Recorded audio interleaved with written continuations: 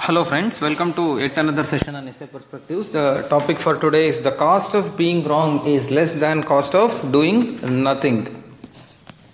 Friends, as always, I have a personal request. Third edition of my book Ethics, Integrity and Aptitude has unfortunately been pirated. Pirated copies are of very low paper and print quality. I urge all aspirants to buy original. Original copies can be bought by scanning this QR code or by logging on to the link shown here. Thank you. Friends, every essay topic has to be first conceptualized as being made of various components and subcomponents. So in this essay topic also on the same line, first we would introduce the topic, then we would dwell upon the essence of the topic, then we would discuss the rewards associated with attempting, then we would also discuss about the losses due to not taking initiative, and then we would introduce an element of criticality into the essay when we would start exploring whether one should act always. Then we would conclude. Friends, this essay statement reminds me of the incredible turnaround story associated with the Royal Enfield motorbike. So most of us are aware that Royal Enfield about 2 decades ago was not so popular. It was one of the brand that was on the decline. We could hardly see Royal Enfield anywhere. The company also was into losses. Everybody almost predicted that it would shut down. So here comes, to give a brief history of the company, this Royal Enfield was initially manufactured to suit the needs of army in warfield. So later people also started loving it, but at one point of time the company started hitting losses. So the company it was very difficult for the company to stay afloat. In fact, there were 3 occasions in which 3 different players tried to revive this company. But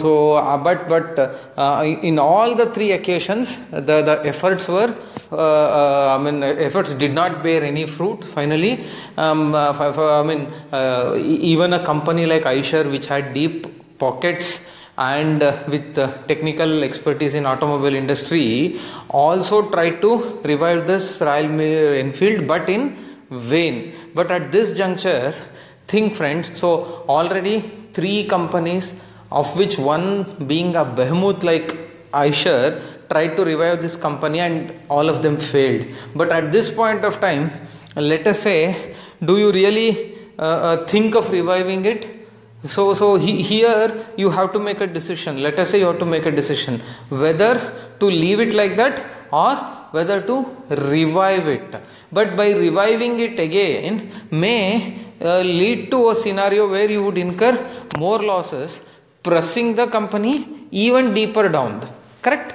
So this is a classic case because 3 attempts have already gone wrong. So should you have to attempt once more or should you have to keep quiet is the question. Correct? So but at this juncture, so an young entrepreneur by name Siddhartha Lal actually took the opportunity to revive the company. So finally he did a lot of he strategies and all. Finally he understood the problems associated with Royal Enfield, why people were not buying it. So then he started interacting with all the bikers, understood the disadvantages, demerits associated with Royal Enfield. So he plugged them up, came up with he made some design issues and made it appealing. Finally made it an inspirational brand, came up with stores, Royal Enfield stores that are super classic and that are super elegant. And finally with all these strategies and today all of us are aware that Royal Enfield is one of the most aspiring brands for any Indian youth. Correct? So their sales have shot up incredibly. Sales has just shot up incredibly. Now they are not just producing for India, they are exporting for many other countries, about 50 other countries. Okay, so that aside, so this notwithstanding all the strategies employed by Siddhartha, the only thing that we need to ponder is, after losing it 3 times, would you put money again is the question. But so here the Siddhartha realized that the cost of being wrong is less than cost of doing nothing. So he took a plunge and finally came out with bounty. Okay friends, so this would be an appropriate introduction. After introducing the topic, it is important for us to dwell upon the essence of the essay statement. So what are the what are the important phrases in this essay statement? The first one is cost of being wrong. Okay, first let us try to understand what is being wrong. So being wrong essentially implies that a person's thought, action or decision not leading to an intended consequence, not leading to a desired outcome is what we call being wrong. I have put my time, money, efforts into doing something, but it is not necessarily it is not compulsory that my efforts, my investments would turn out to be fruitful. So I may very well stumble, I may very well flounder, I may very well falter. So thus there is always a chance associated with committing resources, the chance associated with committing resources leading to an undesired or unexpected or undesired outcome or consequence. Correct? So that is being wrong. Then what is cost of being wrong?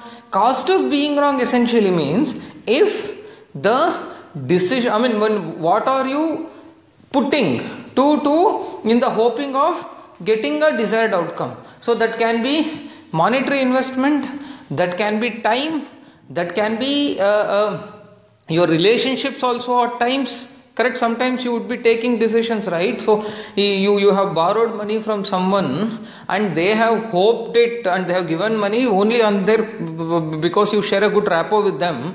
If you don't repay that money to them, then your relationship gets soured, right? So that is also cost. So you are committing resources. So what are the resources that you are committing, hoping for a desired outcome is what we call cost. Correct? Then so that is the cost of being wrong. That means if my action, my decision goes wrong, what all would I lose? Correct? So then second, doing nothing. Doing nothing means inaction, indecisiveness. So that means you don't take any decision, you don't act, you keep quiet. So because if I have to do something, I have to invest money, I have to invest time. So if I invest time, if I invest money, the chances that I get desired outcome is only 50% or at times even less. In such a scenario, when it is even less, so why should I take risk and proceed? Rather than doing that, if I keep quiet, if I do nothing, at least I would minimize my downside risk, right? So I need not have to lose anything. I may not gain, but at the same time, I don't lose anything. So this is doing nothing. Then what is the cost associated with doing nothing? In cost associated, it is very tricky. See, because when you are doing something, you have to invest something. When you have to do nothing, should you have to invest? No, you need not have to invest. So the cost is almost zero, right? Then how do we say that cost is less than this cost? So that is the next question that ponders into our mind. Okay, let me put it this way, friends. Here, cost should not be taken in its literal terms. So cost essentially means the difference between your investment and returns. So let us take it that way actually. Whatever is the net return that you would get by going wrong is vis-a-vis the net return that you get by not doing anything. So net return associated with going wrong, net return associated with not doing anything. If you compare these two, this essay statement argues that so the net return associated with taking initiative or even going wrong is definitely higher than net return associated with doing nothing. Okay, let me put it this way. How do you compute this net return? So the first thing is for an action to go wrong, correct? So that means you have put money, you have lost it. you have put time, it is wasted, correct? So this time and money you have put in and you have lost, but what have you gained in return? Of course you may not have gained money, of course you may not have gained the desired revenue growth, you may not have gained the desired profitability, but in the you have definitely gained invaluable lessons, you have definitely gained some emotional stability in the process, you have definitely made some good relationships and networking in the process. So thus comparing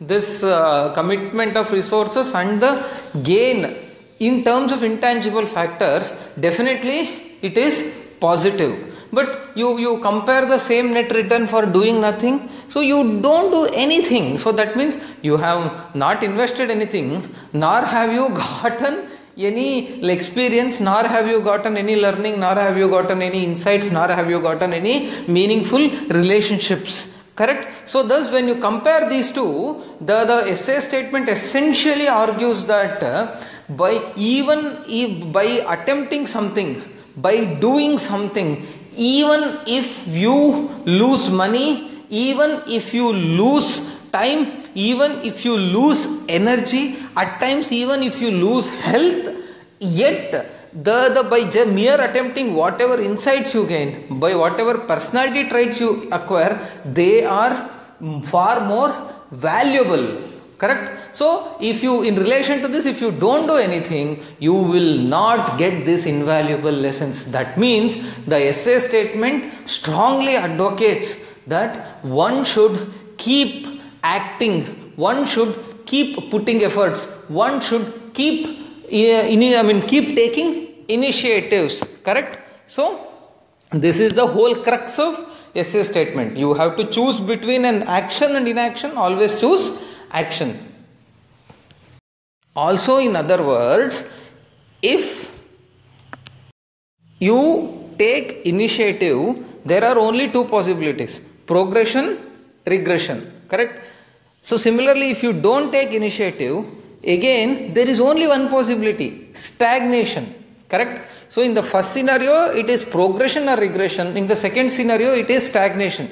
That means there is scope for progression only in the first scenario, where there is chance of going wrong, though there is also the risk of regression also, but there is scope for progression also. But in the case of latter, there is no scope for progression at all, it is mere stagnation. Correct? So thus it is important that one should act, one should take decision, one should march ahead. Friends, we have just argued that both progression and regression are associated with taking initiatives or taking actions. Then, though there is a scope for regression or downfall, why should one take action? Why is it superior to not taking any action? So, let us try to explore and examine. The first thing is 50% assured chances of progression. So that means when you indulge in an action, there is definitely a scope for progression. Correct? At least there is definitely scope for progression. Correct? For example, let us take the example of Thomas Alva Edison. All of us are aware that Thomas Alva Edison, I don't remember the exact number, but he failed in inventing bulb about 1,000 times, people say. So despite losing 1,000 times, what was something that kept Edison moving? Logic is simple. Only if I attempt, then at least 1,000 first time I may become successful, or 1,000 second time I become successful.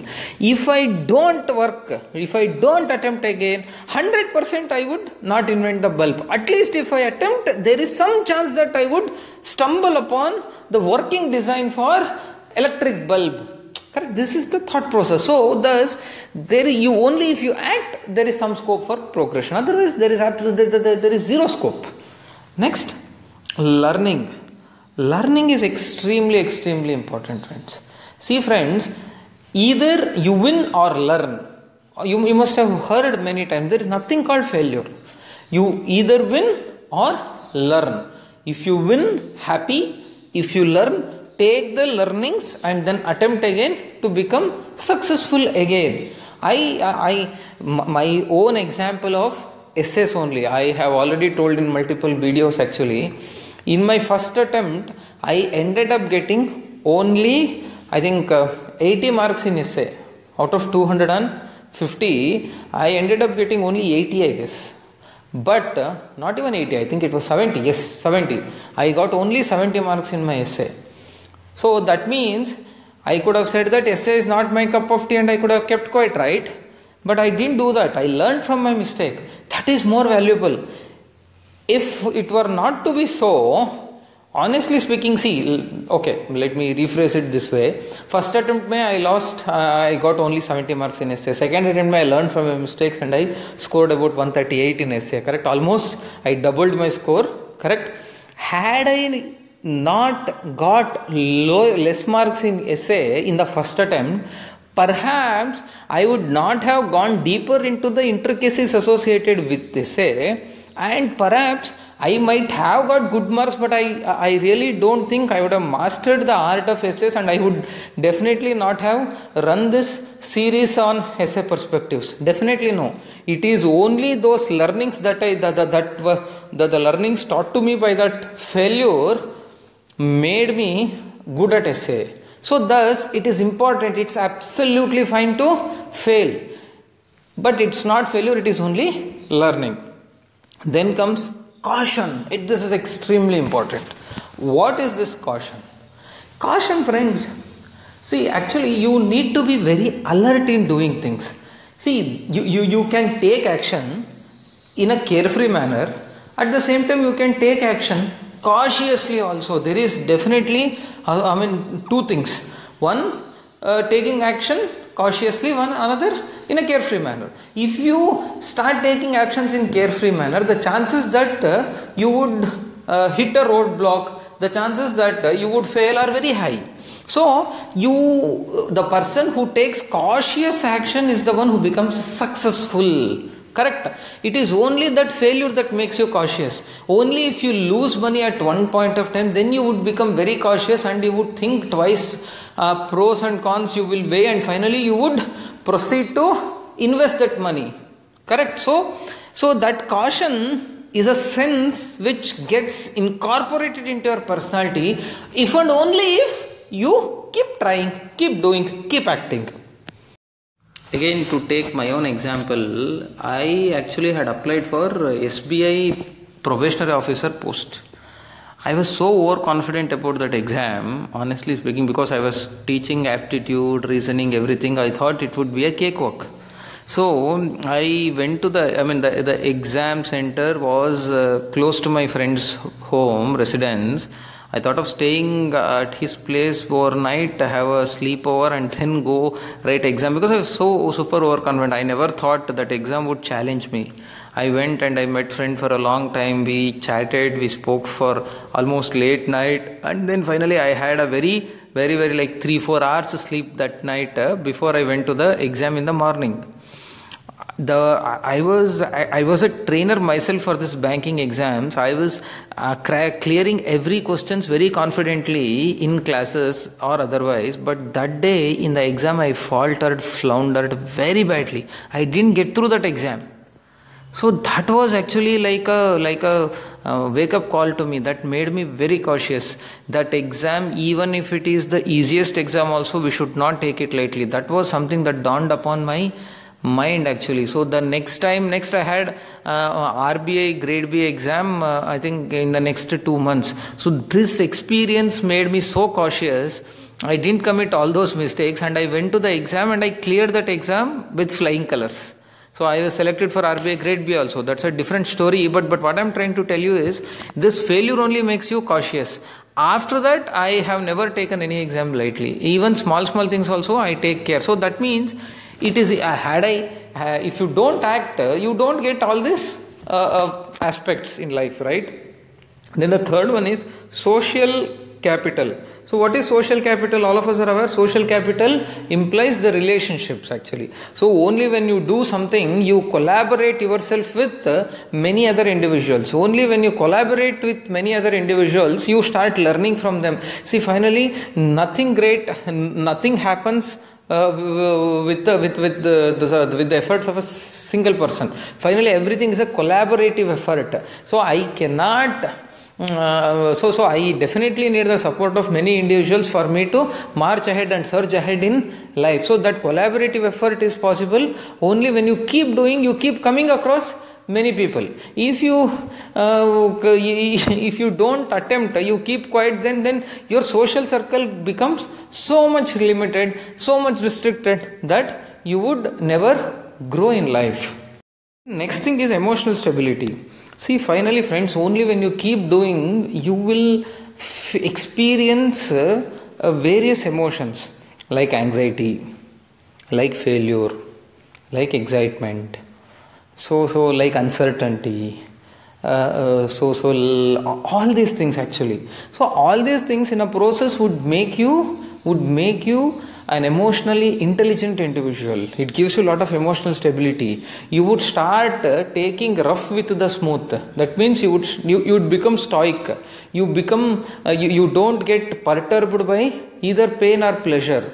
So you are ready to take up, you are ready to face failures. See, if you only taste success in life, finally if a failure hits you, you cannot manage that failure. Managing failure is extremely important. So that emotional stability you would get only when you attempt and fail. So thus, a person who does not do anything would be a person who doesn't have that emotional stability at all. At some point of time, you end up, you are taking action becomes inevitable, and you falter, then you will never get up. So you will never rise again in life. So that's why it's important that you act, become emotionally more intelligent. And then gaining insights. So this is interesting. What is this gaining insights? See, that means friends, every placement, every attempt will give you some insight that may or may not be relevant to that action, but it would definitely have some implications, some beneficial effects in other actions. So this gaining of insights is extremely important. Friends, I am reminded of a recent podcast of Mr. Dheeraj Gupta, the founder of Jumbo King, that sells vada pavs in Mumbai and other places.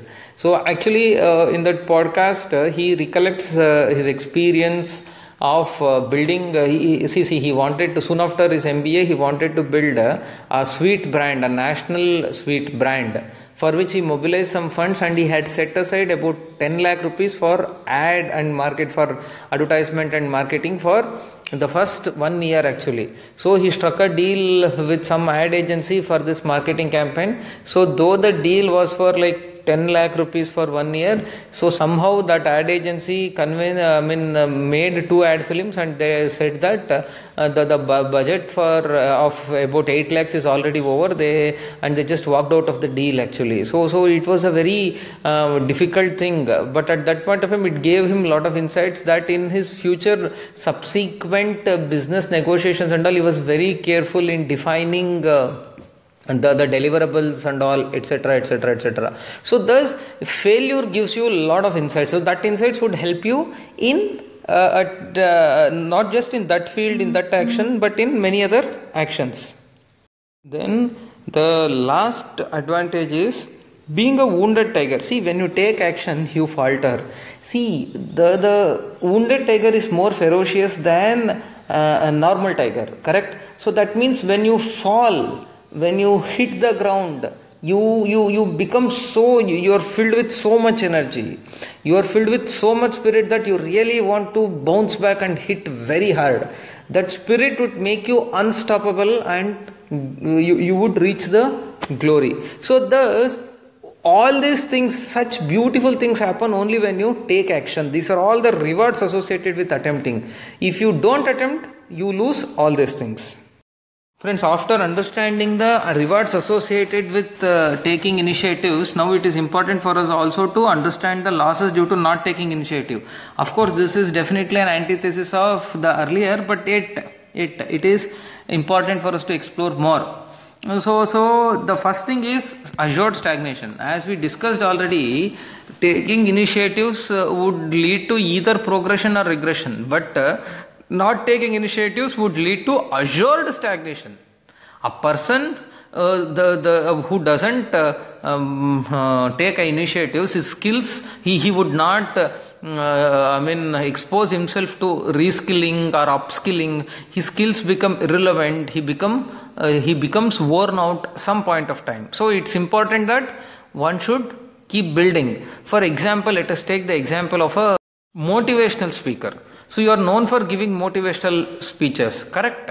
So you are good, you have good market, but you continue to be that motivational speaker without upskilling yourself. Let us say today you have gotten PPTs, you have gotten many animation, many platforms in which you can convey your points very effectively. So if you stop using PPTs, if you stop learning how to use Canva and other things where you can make impactful, effective PPTs, then you would, at one point of time, people would stop appreciating your content. You are merely standing like a pole pillar and just delivering lecture would not create any impact. Your graph would start tickling down, correct? So that's why it is assured stagnation if you don't take initiatives. Then non-fulfilling life. See, the life becomes very dull. By non-fulfilling, I mean life becomes very dull. So you learned something, you are doing the same thing over and over again and again throughout your life. Then what fun will you get out of it? So every day you start learning new things, start doing new things, so mastering a new skill and upgrading an existing skill, then only you become, your life becomes fulfilling, you feel happy, you have a purpose in life. Otherwise, see, let us say you clear civil service exams, you think that you have arrived and you stop reading books, you stop doing any course, you stop learning any new skill, but after 3-4 years you feel so irritated. Arey, what is there? You go to office, you clear some files and come back home. उसमें क्या फायदा है? क्या kick है? कुछ नहीं है. So that's why the life becomes more fulfilling only if you start taking initiatives. Then empty mind is devil's workshop. If you don't fill your mind with creative endeavors, it tries to think of all nonsense things. So finally the mind does not keep quiet, right? Maybe you want to have stagnation, you don't want to do anything, but that doesn't mean your mind wants to have stagnation, right? Mind wants to occupy itself with some needless, unnecessary thoughts. So then if you don't involve yourself, then your mind becomes the empty mind is a devil's workshop. Then what you would start doing, rather than reading books, rather than learning new skill, you would get yourself addicted to social media. Every day you would keep scrolling down Instagram, Facebook, etc. So your precious time is lost there. You, after 2 years, you look back and you don't have anything to say except that you have spent all your time only in Instagram and Facebook or other social media thing. So that's why empty mind is devil's workshop.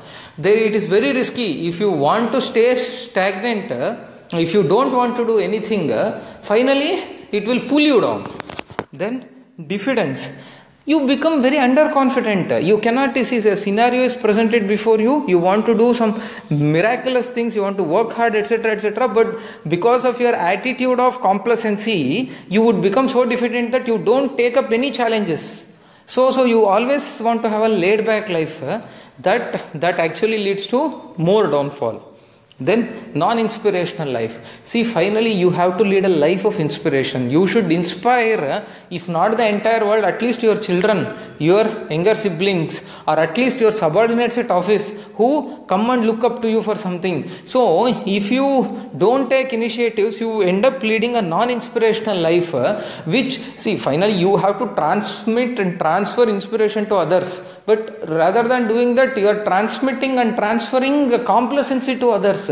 So finally, it is not just that you who would start falling down, you would transmit the same thing to others, creating a community around you, which would not take any initiatives, which is a very dull community. Then being outdated. See, that's what, friends, you become outdated. You are no longer relevant. So the world is running very fast actually. So when the world is running very fast, if you don't upgrade yourself, then you are dead. After advocating the art of taking action so much, friends, it is important for us to stop a bit, pause a bit, and introduce an element of criticality into our essay, where we should start questioning, should one act always? The answer is a resounding no, friends. One should not act always. Let us say, for example, stock market is falling, stock market is crashing. Should you go invest money in that when it is very clear that it would crash tomorrow again? The answer is no. Let us say tonight there is one scathing report on a particular company is out, that company is indulged in some unscrupulous business practices. Tomorrow, should you go and buy that money, buy that stock? The answer is absolutely no. So one should, the mere fact that one should act doesn't mean that you should act always. So you should be smart enough and know when not to act. There is a saying in management which says that not taking decision is also a decision at times, not always, of course. So the one should not act when the environment is not conducive. When the external environment is not conducive, if you start acting, you become a foolish person. You know that your competitors are fierce. Then if you knowing very well that your competitors are fierce, okay, let us take it. Then you try to enter at that point of time, then you would lose miserably. So you should wait for that opportune time and then act. So it is extremely important. See, let us say you are a manufacturer of typewriter. Now everybody is switching to computers. The environment is not so conducive for stepping up your capacity for typewriters. But you rather than cutting down, rather than keeping quiet, if you start expanding your capacity of typewriter manufacturing, do you think it is a wise decision? No. At that point of time, when the market is volatile and when you are not sure whether switch to computers happen or not, then it is wise for you to wait for a moment and understand the market and then only act. So that means at times you have to not act, especially when the external environment is not at all conducive. Then when the failure is given, you know that if you act, if you take this initiative, you would definitely fall, if you would definitely falter, then why should you do it? At that point of time, when the choice is clear that your efforts would lead to failure, then you should not do. When the failure is given, only when there is scope for success you should go. When the choice for failure is there, why should you do it? Yeah? So at that point of time, not doing anything is right rather than being wrong. Then Hobson's choice. Hobson's choice means, friends, sometimes in life you have to take two choices, to make a choice between two actions or decisions. Both of them are adversarial, and you have to make choose that action which is less adversarial. In such scenario also, at times you have to stagnate, you have to do nothing and wait for the opportune time. So it is important, friends, and more than business, in politics landscape this is extremely important. When should you have to take the opposition party head on? When should you have to take the ruling party head on? If you start making mindless, baseless criticisms every point of time, then you would not, your credibility will go. So it is important, extremely important for you to wait for that opportune time. So that means when the time is not opportune, you have to wait. When the time is opportune, you should act. Correct? So then, from this elaborate discussion, we can very well conclude, friends, acting is any day better than non-acting. Action is any day better than inaction. However, one should be mindful and careful not to act when the external factors which are not in one's control are not conducive. So you should act only when the external factors which are not in your control are conducive. And also though you are not acting, but you should keep the spirit to act always high. Maybe you are not acting, you are not doing anything, but that doesn't mean that your spirit to do something is lost. So you should keep that spirit to do something always alive. At the same time, you should always spirit to do always alive, and at the same time you should be smart enough to act only when the external environment is conducive to you. Okay friends, so let's meet next week with another topic. Thank you.